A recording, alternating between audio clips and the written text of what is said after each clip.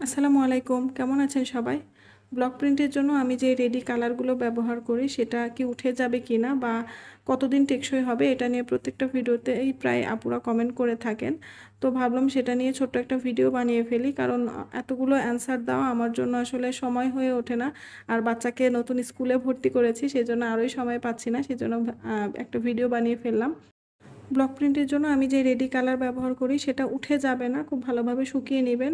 আর যদি সম্ভব হয় উল্টা পাশে আয়রন করে নিতে পারেন, তাহলে রঙটা আরও মজবুত হবে। আর ধোয়ার ক্ষেত্রে নর্মাল আমরা অন্যান্য জামাকাপড় যেভাবে ধুই সেভাবে ধুলেই চলবে। আমি আমার ফ্যামিলির অনেকেই ব্যবহার করি এই জামাকাপড়, যেটা আমি আসলে ব্লক প্রিন্ট করি। তো কোনো সমস্যা হয় না, অনেক বছর পর্যন্ত ভালোই থাকে। আর যে কোনো কাপড়ই কিন্তু আপনি যখন রেগুলার ধুইতে থাকবেন, তো একটা সময় ফেড হয়েই যায়, সেটা ব্লক প্রিন্টের হোক বা অন্যান্য যে কোনো কাপড়ই হোক না কেন। ব্লক প্রিন্টের জন্য এই রেডি কালার আপনি চাইলে অনায়াসেই ব্যবহার করতে পারেন, কোনো সমস্যা নেই। রেডি কালারের মধ্যে কিন্তু কোনো কিছুই মেশাতে হয় না, যেহেতু রেডি কালার রেডি করাই থাকে, কোনো কিছুই মেশানোর দরকার নেই। আর রং কীভাবে তৈরি করতে হয় নেক্সটে ইনশাল্লাহ আমি চেষ্টা করব আপনাদের সাথে সেটা শেয়ার করার।